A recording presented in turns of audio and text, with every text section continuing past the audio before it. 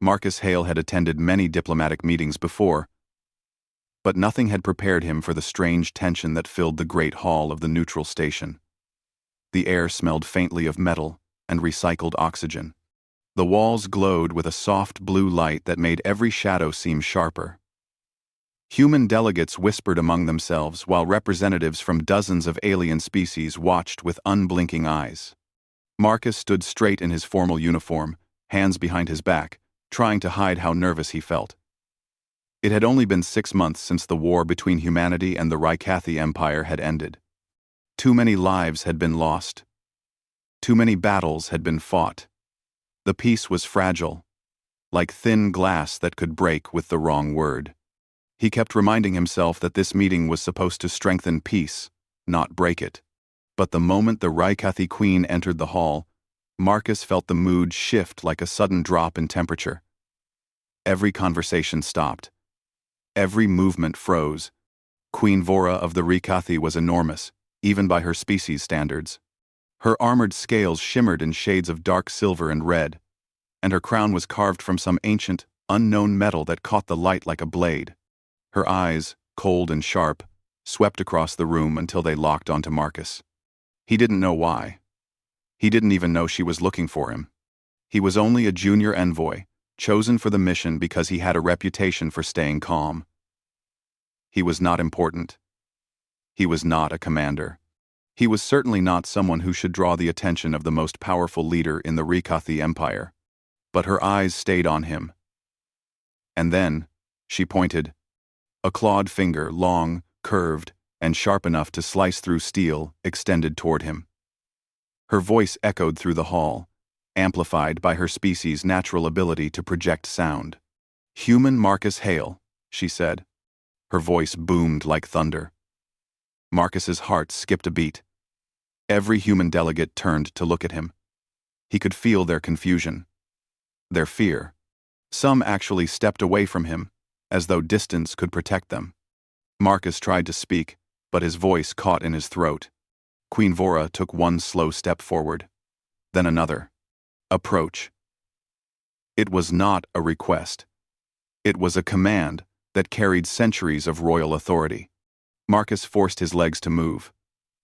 Each step felt heavier than the last. By the time he reached the center of the hall, his breath was shallow, and his palms were damp with sweat. He bowed slightly, the respectful gesture humans had practiced for this meeting. "Your Majesty," he said quietly. The queen studied him for a long moment. Then she spoke again, her tone colder than before. "You will marry my daughter. Immediately." The word struck Marcus like a physical blow. He didn't move. He couldn't move. At first he thought he was simply shocked. Then he realized it was not shock.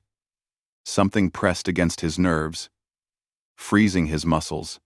He felt trapped inside his own body, like he was locked in a shell that refused to obey him. A diplomat from the human side gasped. Another choked on his breath. Someone whispered, "That can't be real, right?" But Queen Vora was not joking. Her expression remained cold and serious. Marcus tried to speak, but only a faint noise escaped his lips. His throat felt locked, his limbs unresponsive. His pulse hammered in his ears. The queen continued without waiting for a response. "You are compatible. Strong in mind, stable under pressure, able to resist our psychic fields. You will join with my daughter, Princess Kaelira, as tradition demands." Compatible? Join? Tradition? Marcus didn't understand any of it. He had never even met the princess. He had barely heard her name. Why him? How could the queen know anything about him? Why? The hall erupted into chaos. Human diplomats shouted at once, "You can't demand that. This is outrageous. He is a citizen of a sovereign nation." Alien representatives murmured among themselves, some confused, others clearly amused. The Rykathi guards tensed, talons flicking, ready for violence if anyone stepped too close to the queen. The queen ignored them all. "Silence," she commanded. The word vibrated through the hall. Marcus felt a pressure pass through the room like a wave. A strange stillness followed. The Rikathi queen had used one of her species' biological abilities, an instinctive field that influenced sound and motion. It was not an attack, but a reminder that she held the power here. Marcus managed to inhale slowly. His muscles loosened just enough for him to blink. The queen turned her gaze back to him. "You are unable to move because my presence overwhelms your system," she explained calmly. "It is not harm. It is instinct. I will release you soon." He wasn't sure whether that made him feel better. The queen raised a hand, and 2 armored attendants stepped forward. Each carried a small crystalline device. "Take him to my ship," she ordered. "Prepare the bonding rites." Bonding rites? That sounded even worse. Marcus's mind raced. He needed to protest. He needed to move. He needed to say anything. But his limbs still refused to obey. A human diplomat ran forward, waving his hands. "Your Majesty, this cannot happen. Humanity will not agree to." A Rikathi guard stepped in front of him and tapped his chest lightly with the blunt end of a ceremonial staff. The diplomat stumbled backward as though he had been hit by a wall. Another human delegate tried to approach Marcus, but Queen Vora spoke again. "Enough," she said. "The human Marcus Hale will be escorted safely. He is not in danger. This union is necessary." Marcus felt frustration tightening in his chest. He wanted to shout that no one had asked him whether he wanted this. He wanted to demand an explanation. He wanted to run far, far away. But the queen turned and addressed the entire hall. "For generations, our empire has followed tradition to secure alliances. My daughter is the future ruler of the Rikathi. She will join with one who strengthens our line. After review, the human Marcus Hale has been chosen." Marcus blinked. Review? What review? He had not applied for anything. He had not taken any tests. Unless his medical scans during the travel process had somehow been examined by the Rikathi? But he didn't have time to think. The queen tilted her head, studying his frozen form like she was examining a rare artifact. "You are confused." "That is expected," she said. "You will receive full explanation once you are aboard my vessel." He didn't want to go to her vessel. He didn't want to marry someone he had never met. But the queen made a small gesture, and suddenly the invisible pressure holding his body eased. His fingers twitched first, then his arms. His legs felt weak, but at least they worked again. Marcus staggered back a step, taking a deep breath of relief. The queen watched him with unreadable eyes. "You may speak now," she said. Marcus opened his mouth. 100 questions swirled in his mind. Fear, confusion, anger all mixed together until he could barely form words. "Why me?" he asked at last. The queen regarded him silently for several seconds. The hall waited, breathless. Finally, she spoke. "Because you are human," she said. Marcus frowned. That answer made no sense. The queen continued. "Humanity is unpredictable, resistant to forces that weaken others, able to adapt rapidly. Your species has traits the Rikathi admire, though you do not realize it. You survived war with us. You negotiated peace. And you are..." Marcus took a shaky breath. "That's not a reason to force a marriage." The queen blinked slowly. "It is reason to secure an alliance," she said. "And you were chosen as the best candidate." Marcus shook his head. "I didn't agree to anything." The queen seemed almost puzzled by the protest. "Agreement is not required. The union will benefit both our peoples. My daughter will not be placed with one who is weak or unstable. You have already proven your worth." Marcus stared at her. "I don't think I have." The queen tilted her head again. "You will understand soon." Marcus took a half step back. "I don't want to." Before he could finish, he felt a gentle but firm hand on his shoulder. One of the Rikathi attendants stood beside him, eyes calm and respectful. "Please do not resist," the attendant said softly. "We are instructed to treat you with honor." Marcus looked around the hall desperately, searching for help. Some human delegates looked terrified. Others seemed uncertain. No one looked like they had any plan to stop the Queen. And Marcus knew why. One wrong move could restart the war. He swallowed hard, realizing the terrible truth. If he resisted too strongly, millions could die. He took a slow breath, trying to calm the shaking in his chest. The Queen watched him, silent and waiting. Marcus finally said, "I want to speak to the princess first." The Queen's expression changed for the first time. A flicker of something surprise, amusement, passed through her cold gaze. "You will," she said, immediately. The attendants guided Marcus toward the exit. The Queen turned away, as though the matter was already settled. Marcus walked, legs still trembling, heart pounding. His mind swirled with fear and questions. He didn't know the princess. He didn't know the Queen's real motives. He didn't know whether this would bring peace or destroy it. But one thing was certain. Nothing in his life would ever be the same again. Marcus sat in a small transport shuttle, hands clenched tightly in his lap. The shuttle glided smoothly through space, leaving the neutral station behind. 2 Rykathi attendants sat across from him, armored but calm. They didn't speak unless spoken to. They didn't threaten him. They simply watched him with the quiet focus of trained guardians. Marcus stared out the window. Stars drifted slowly across the darkness. The Rykathi cruiser grew larger with every passing moment. It looked nothing like a human ship. Instead of metal plates and sharp angles, it resembled a giant living creature, organic curves, glowing veins of red energy, and wing-like structures that pulsed gently. Marcus swallowed nervously. He still couldn't believe what had happened. One moment, he was attending a diplomatic meeting. The next, he was being told he had to marry an alien princess. He wasn't angry at the Queen, not exactly. He was mostly scared, mostly confused. He didn't understand why he was chosen. He didn't understand what bonding rights meant.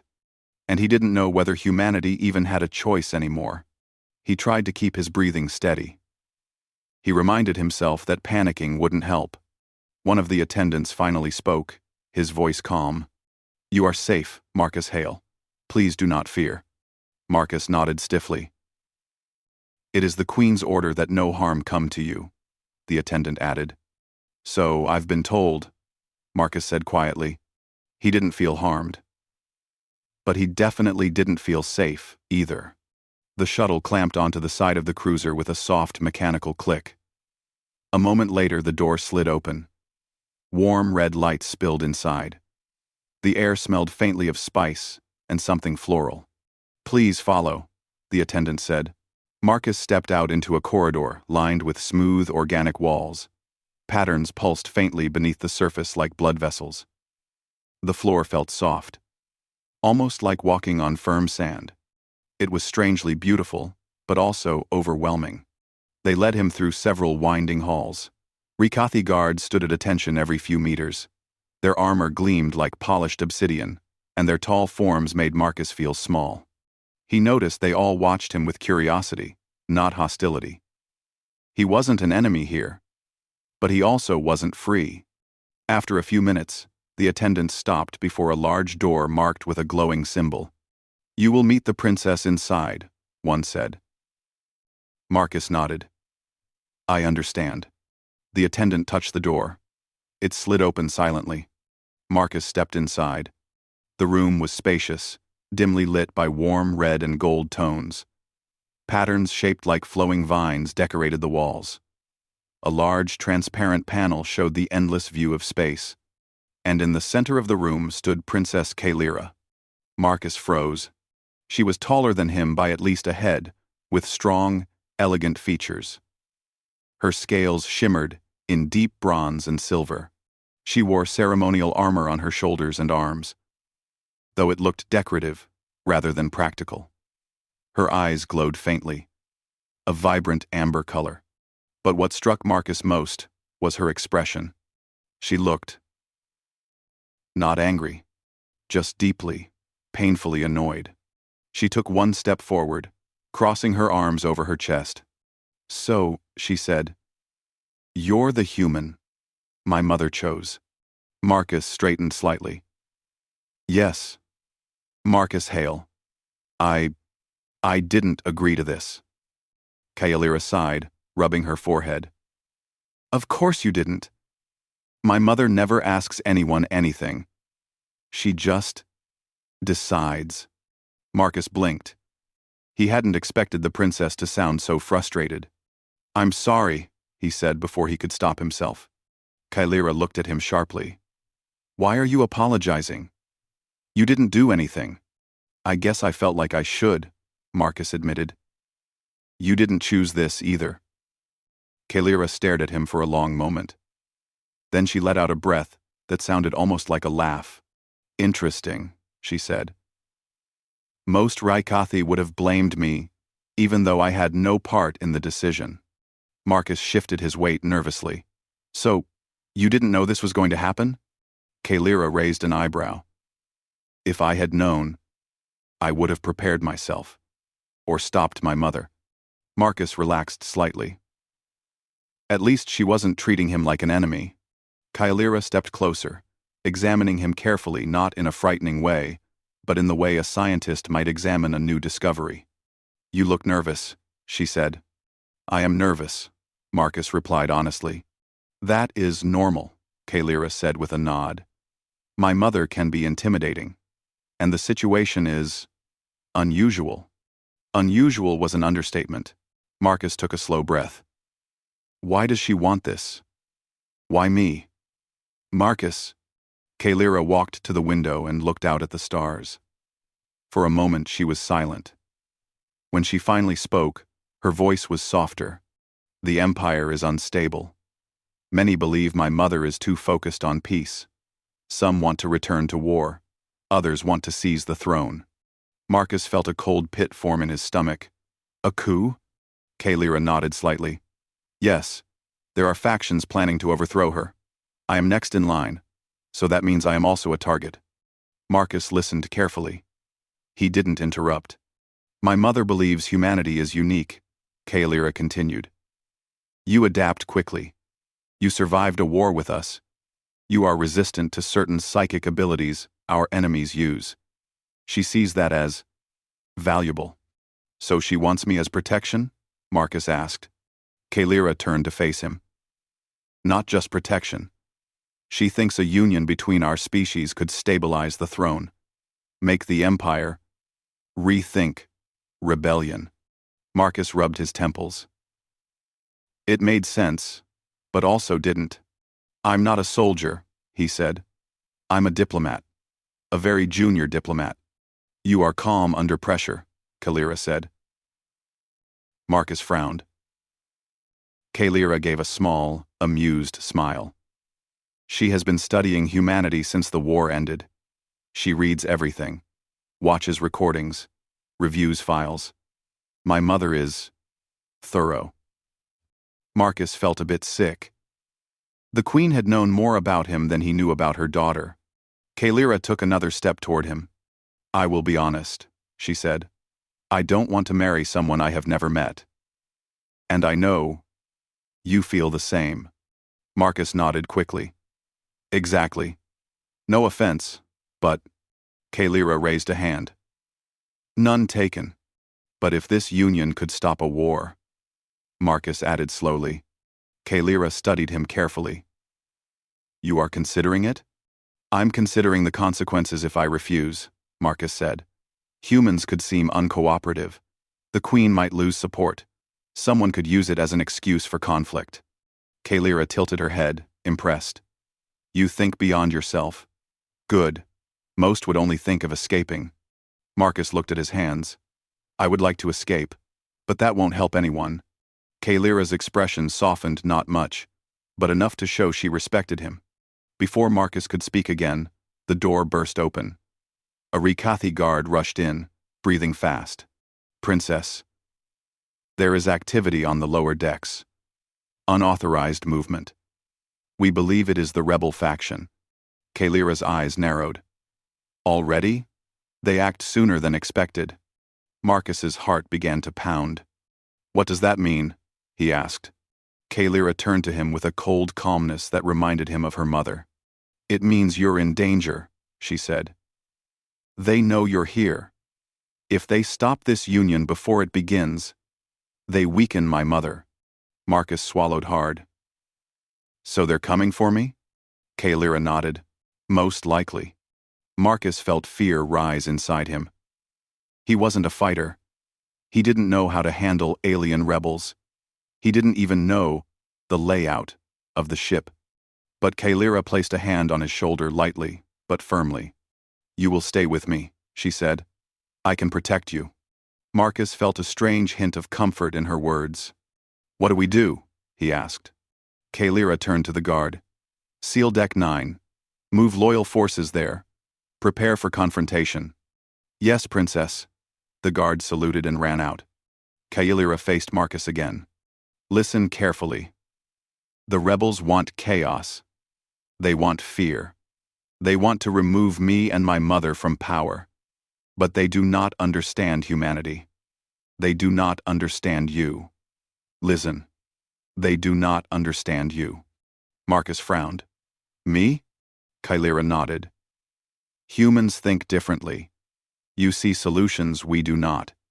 That is why my mother chose you. Not for strength, but for something else." "What something else?" Marcus asked. Kaelira's eyes glowed faintly. "Your mind," she said. "Your ability to adapt. Your ability to survive." Marcus felt his knees weaken slightly. He had never seen himself as special. But Kaelira was looking at him as if he was. A sudden alarm rang through the ship. A deep, vibrating tone that made the walls tremble. Kaelira straightened. "The rebels are advancing. They will reach this level soon." Marcus felt a surge of fear. "We need to run." "No," Kaelira said firmly. "If we run, we look weak. If we stand together, we show strength. And strength is everything to the rebels." Marcus inhaled shakily. "I don't know how to fight." "You won't need to," Kaelira said. "Just stay close." The door slid open again, and 2 loyal guards entered, holding protective gear. "For him?" Kaelira asked. "Yes, Princess." Marcus stared at the gear. "Is this really necessary?" Kaelira stepped closer, placing her hands on his shoulders. "It is," she said gently. "But you are not alone." He met her eyes. Despite his fear, he felt something new, forming a strange partnership. Forced, but real, built from shared danger. Kaelira took a deep breath.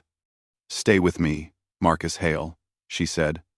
"The rebels will come, and when they do, we will face them together." Marcus nodded slowly. This was no longer just a political problem. It was survival.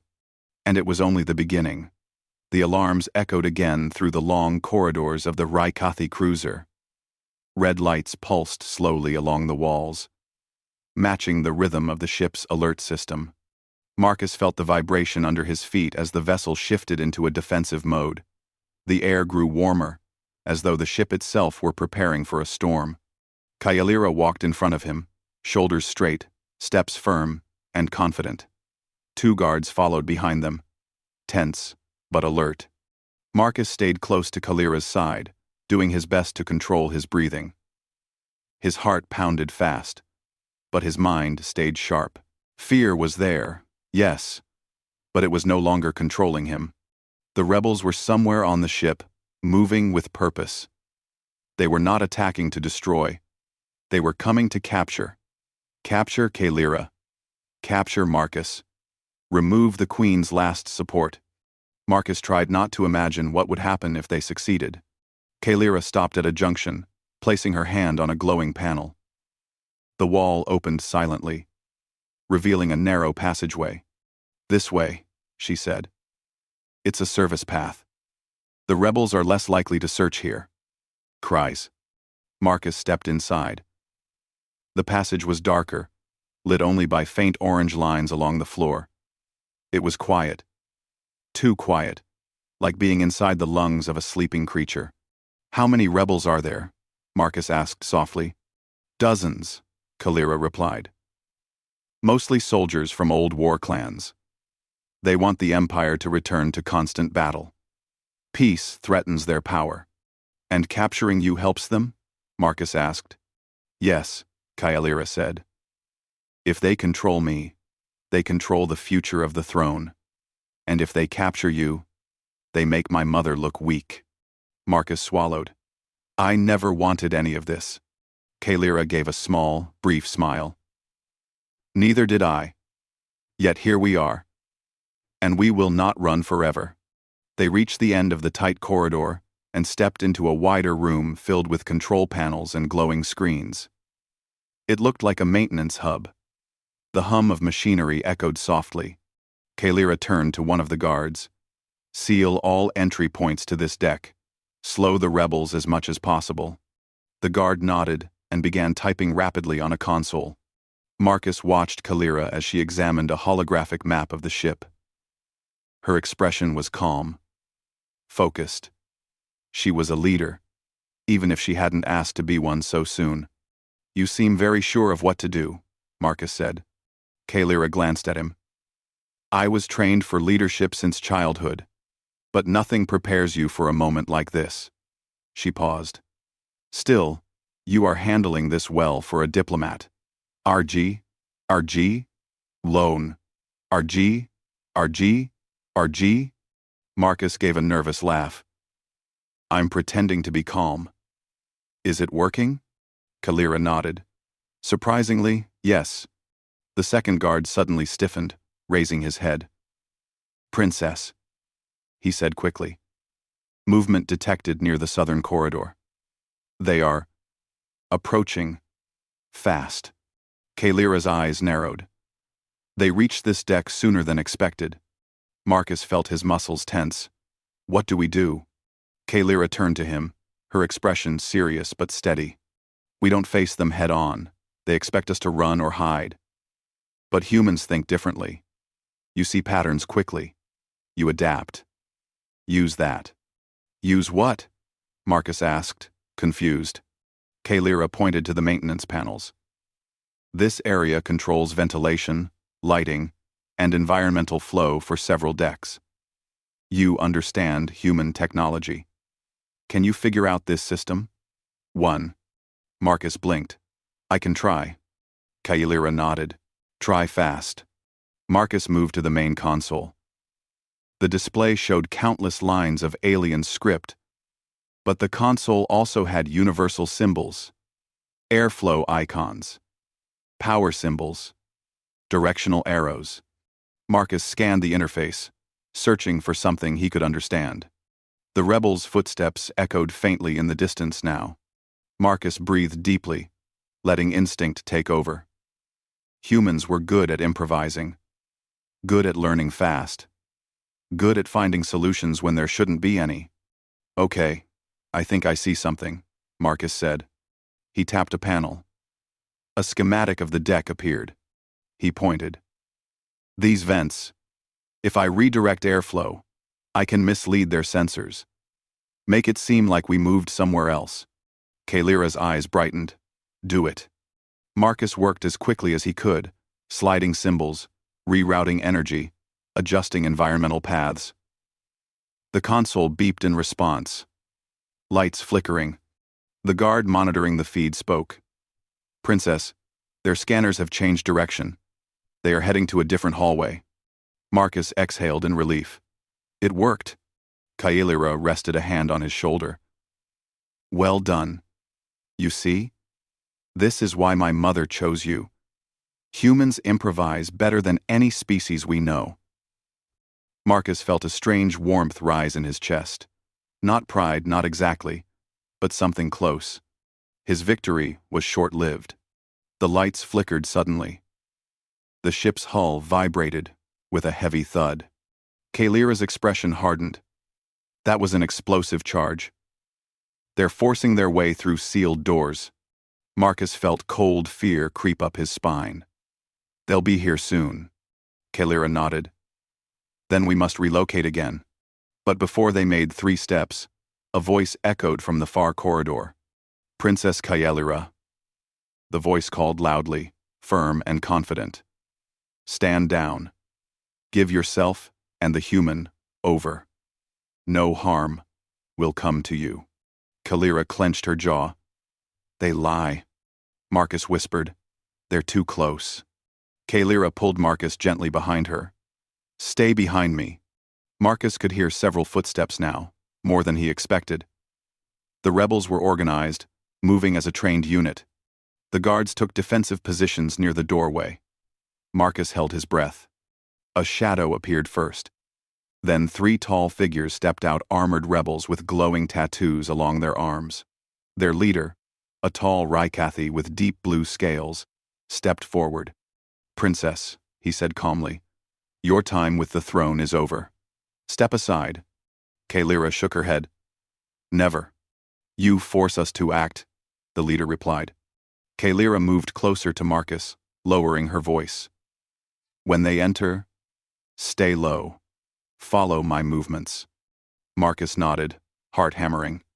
The leader raised his arm. The guards reacted instantly, stepping forward to block the rebels. But the rebels did not attack with physical force. They activated some kind of sonic shockwave, a loud pulse that shook the room.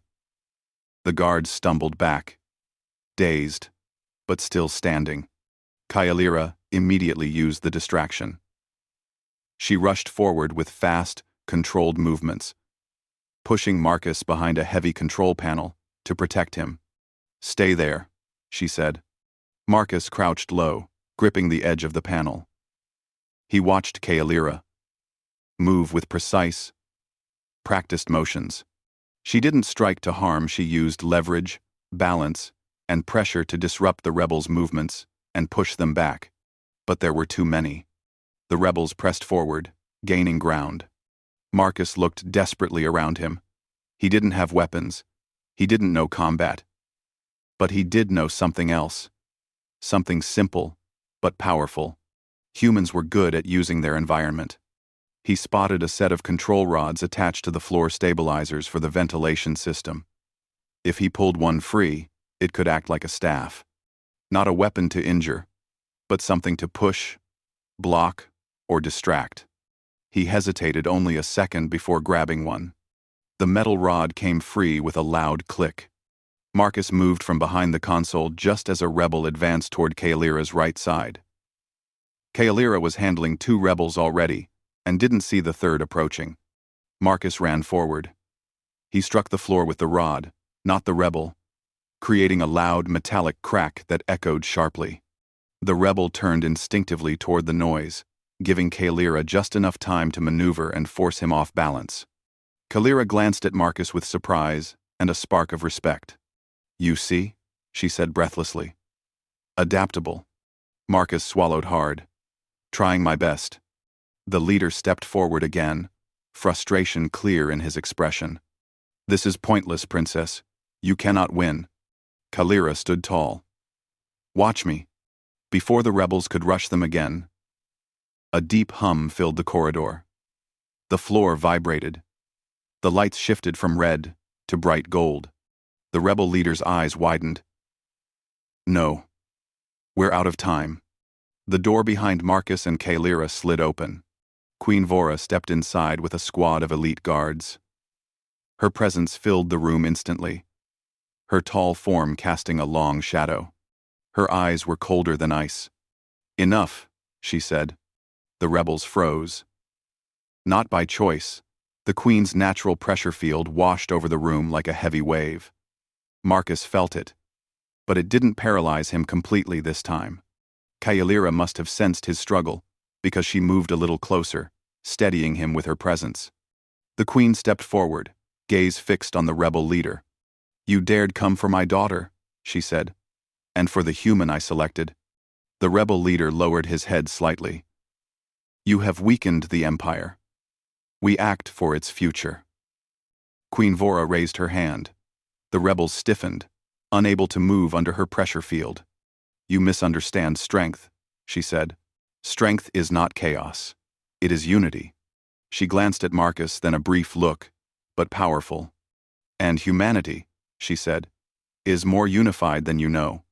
The rebels were escorted out by the elite guards. The room slowly returned to calm. The alarms stopped. The lights dimmed to a gentle glow. Marcus exhaled for what felt like the first time in minutes. Kaelira stepped toward him, her voice soft. "Are you hurt?" Marcus shook his head. She shook her head as well. "Thanks to you, no." Queen Vora approached them both. Marcus straightened quickly, unsure what to expect. The queen spoke clearly, her voice strong. "You defended my daughter. You adapted in crisis. You kept a clear mind under threat." She paused. "These are qualities our empire needs." Marcus rubbed the back of his neck. "I just did what I could." The queen studied him for a long moment. "My offer still stands," she said calmly. "But now, you will choose." Marcus blinked. "Choose?" Kaelira stepped beside him. "She means you have a choice now, to accept or refuse the union." Marcus looked from Kaelira to the queen. His chest felt tight, not with fear, but with the weight of responsibility. He thought of the rebels, the near disaster, the fragile peace. He met Kaelira's eyes. She did not push him. She simply waited, patient and steady. Marcus drew a slow breath. "I don't understand everything about your world," he said quietly, "or your traditions. But I do know this. I won't run from something that could bring peace."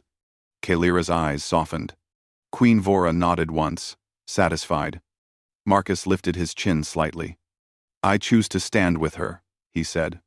For the first time, the queen smiled small, controlled, but real. "Then the future begins now," she said. And Marcus knew his life had changed forever, not by force, not by fear, but by his own decision.